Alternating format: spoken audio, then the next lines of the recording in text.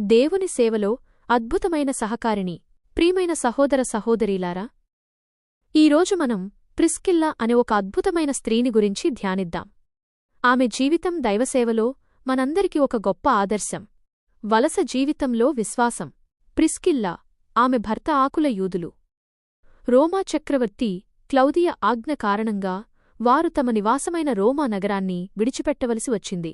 లోకంలో అశాంతి, రాజకీయ ఒత్తిళ్లు లేదా వ్యాపార అవసరాల వల్ల వారు తరచుగా ఒక స్థలం నుండి మరొక స్థలానికి ప్రయాణించేవారు.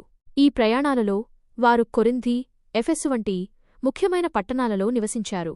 ఈ వలస జీవితం కష్టమైనప్పటికీ దేవుని సేవ చేయాలనే వారి ఆసక్తి ఎప్పుడూ తగ్గలేదు. ప్రిస్కిల్లా దేవుని సేవను మిక్కిలి ఆసక్తితో చేసింది. ఆమె చేసిన స్వార్థరహితమైన సేవ కారణంగా తొలి సంఘాలు ఆమెను గొప్ప స్త్రీగా కీర్తించాయి. సేవలో భాగస్వామ్యం. ప్రిస్కిల్లా సేవలో మనకు కనిపించే ముఖ్యమైన పాఠం ఆమె తన భర్తయైన ఆకులతో కలిసి పనిచేయడం. ఆదినుండి దేవుడు స్త్రీని పురుషునికి సహాయకారిగా సృష్టించాడు. అనేకమంది భర్తలు తమ భార్యల సహకారం, ప్రోత్సాహం వలనే దేవుని కొరకు నమ్మకమైన సేవ చేయగలుగుతున్నారు.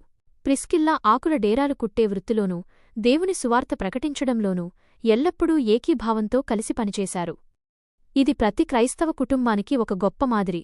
భార్యాభర్తలుగా మనం ఒకే లక్ష్యంతో, ఒకే అభిప్రాయంతో దేవుని సేవలో ముందుకు సాగాలి. ప్రిస్కిల్లా అపోస్తలుడైన పౌలుతో కూడా కలిసి పనిచేసింది. కొరింథీలో పౌలును కలుసుకున్నప్పుడు వారు ముగ్గురూ వృత్తిరీత్యా డేరాలు కుట్టేవారే. వారిలో దేవుని రాజ్యసువార్త ప్రకటించాలనే ఆసక్తి ఎంతగా ఉండేదంటే వారు పౌలు కొరకు తమ ప్రాణాలను కూడా అర్పించడానికి సిద్ధపడ్డారు. వారి సహవాసం ద్వారా క్రిస్పు వంటి అనేకమంది విశ్వసించి బాప్తిస్మం పొందారు. పౌలుతో గడిపిన సమయం ప్రిస్కిల్లకు దేవుని గురించిన అనుభవం, జ్ఞానం మరింత పెరగడానికి అవకాశమిచ్చింది. సంఘ సేవకురాలు. ప్రిస్కిల్ల కేవలం ప్రచారకురాలిగానే కాక తన ఇంటిని సంఘ కూడికలకు ఉపయోగించింది. ఆమె ఇంట్లోనే సంఘమంతా కూడి దేవునికి ప్రార్థనలు చేసేవారు. ఈ సేవకు ఎంతో సమయం, శ్రమ అవసరం.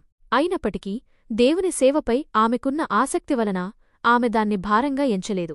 మన ఇల్లు కూడా దేవుని సేవకు, ఇతరులకు ఆశీర్వాదకరంగా ఉండాలి. జ్ఞానంతో కూడిన బోధ. ప్రిస్కిల్ల జీవితంలో మరొక అద్భుతమైన ఘట్టమేమిటంటే ఆమె అపొల్లోకు దేవుని మార్గాన్ని మరింత సంపూర్ణంగా వివరించడం. అపొల్లో ఒక గొప్ప పండితుడు, లేఖనాలలో ప్రవీణుడు. అతడు యోహాను బాప్తిస్మాన్ని మాత్రమే తెలుసుకుని బోధిస్తున్నాడు. ప్రిస్కిల్లా ఆకుల అతని బోధను విని అతన్ని తమ దగ్గరకు చేర్చుకుని ప్రభువు మార్గాన్ని గురించి, పరిశుద్ధాత్మ బాప్తిస్మాన్ని గురించి మరింత వివరంగా, పూర్తిగా వివరించారు. ఇక్కడ ప్రిస్కిల్లా ఒక గొప్ప పాఠాన్ని నేర్పింది. ఆమె అపొల్లోకు వ్యక్తిగతంగా, నిశ్శబ్దంగా బోధించింది. సంఘంలో స్త్రీలు మౌనంగా ఉండాలనే దేవుని ఆజ్ఞకు లోబడింది. ఆమెకు జ్ఞానం, తరుణాలు ఉన్నప్పటికీ దేవుని క్రమానికి లోబడింది. ఇది మనం దేవుని ఆజ్ఞలను, క్రమాన్ని ఎంత గౌరవించాలో తెలియచేస్తుంది. మన వ్యక్తిగత జ్ఞానం కంటే దైవిక క్రమమే గొప్పది. అపొల్లో కూడా తన పొరపాటును గ్రహించి సత్యాన్ని అంగీకరించాడు. ఈ సంఘటన దేవుని సేవలో వినయానికి, నేర్చుకోవడానికి ఉన్న ప్రాముఖ్యతను తెలియచేస్తుంది. సత్యమే మన ఆధారం. దేవుని వాక్యమే సత్యం.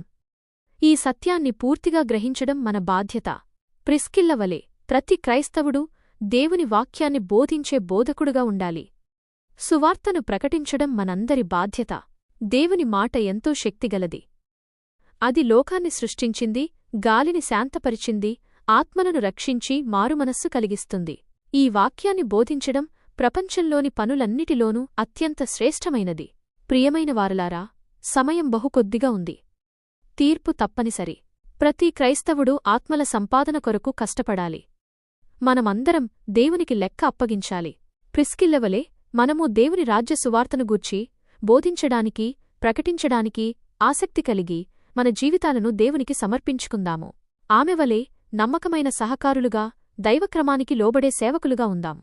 ఆమె యొక్క ఆత్మల సంపాదన ఆనందాన్ని మనం కూడా పొందుదాం.